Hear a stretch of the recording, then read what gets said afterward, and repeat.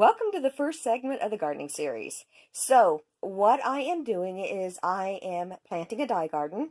I started last year and I planted Coreopsis tinctoria and several different varieties of sunflowers. This year I am going a step further and I'm planting several other things. So here's the first thing I've got.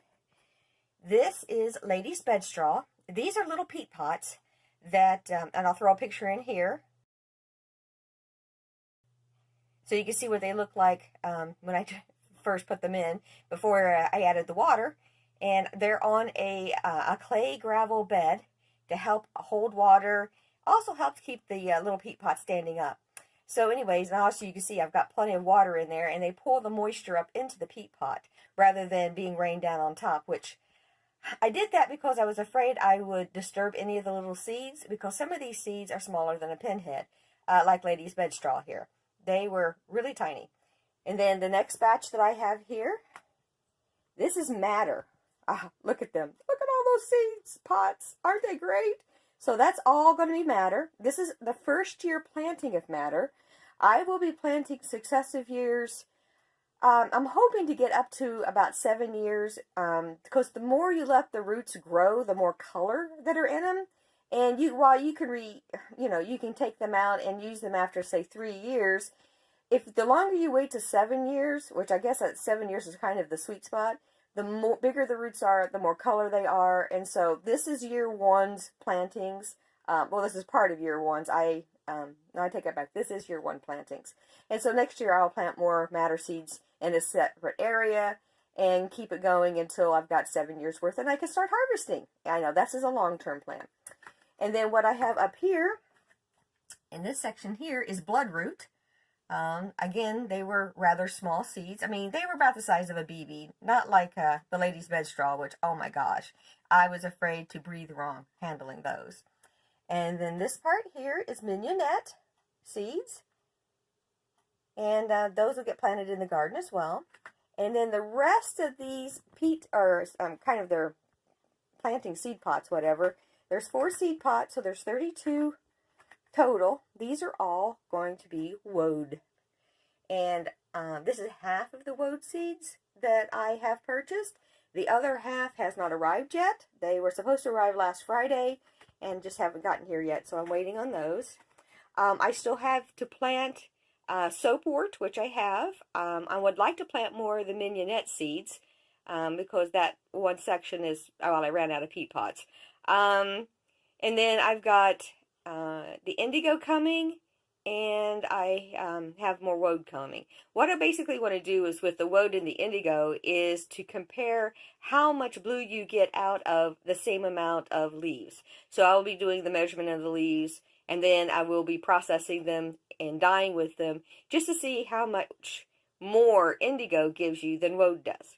So anyways, this is what I've got going so far. Now, if I were to do this again, and I do have another section that I will be planting, because like I said, I've got more woad seeds, and I've got the indigo, and I've got the soapwort, and I'd like to plant some more mignonette. What I will do, though, is I will buy the peat pots. So where you see these 4 trays, seed trays, that's 32 plants. Where you see all of those little peat pots, that's 100. And so there is as many plants in, or there's 100 seed pots or peat pots in the same amount of space pretty much that I have 32 seed pots. So I will definitely be doing the peat pellets again. Again, you can squish them in more. I mean, look, you got, 8 here in this section. And matter of fact, the same section that you've got 16, if you go over here, you have, oh gosh, how many are here? 7 times 6. Okay, there's 42 madder seeds in the same area that I can get 16 seed pots. So I will definitely be using the peat pellets again, so I will have to pick up some more of those.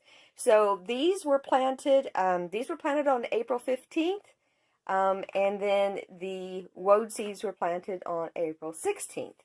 And so they are 7 to 14 days germination is what they expect. And so, of course, I'm in here the first day going, do I see anything? Do I see anything? It's like Christmas. I swear the anticipation is killing me. I want to see something green poking up out of these. But anyways, this is batch number 1. I will probably do batch number 2 on this weekend. I had the fiber event at Greencastle. Going to go down to set it up today, and they'll be running it tomorrow and Saturday, so Sunday would be my first chance. But I'm going to put a picture in here of this entire contraption so you can see the PVC frame that's above and how the light is hanging. And if you notice here, there's a PVC frame around the plants that hold the trays in so I don't accidentally bump them and knock them off the counter. So anyways, this is what I have so far, and I will show you the others once I get them planted. So there you go.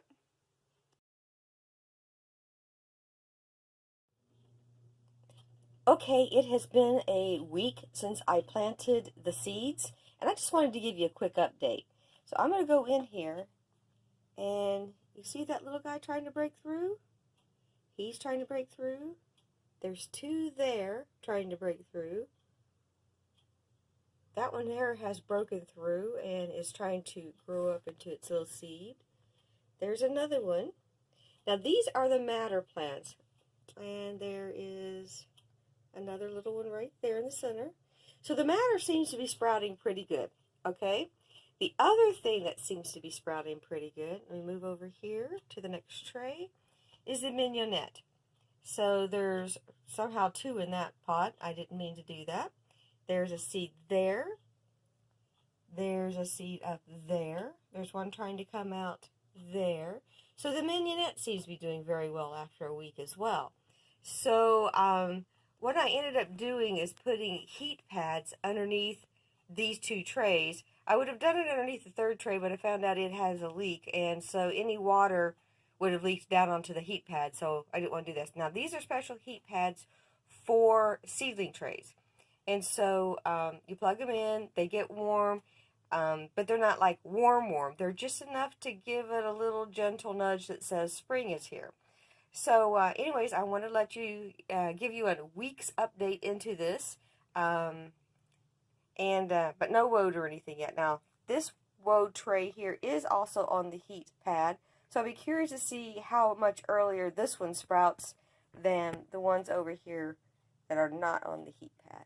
This is the one that's got a slight water leak in the tray, so I can't put it on the pad. So I just want to give you a week's update, and yeah, I'm pretty happy with what's going on. They said germination 7 to 14 days on most of the stuff, said average of 10. It's been 7, so this is pretty good. So just want to give you an update.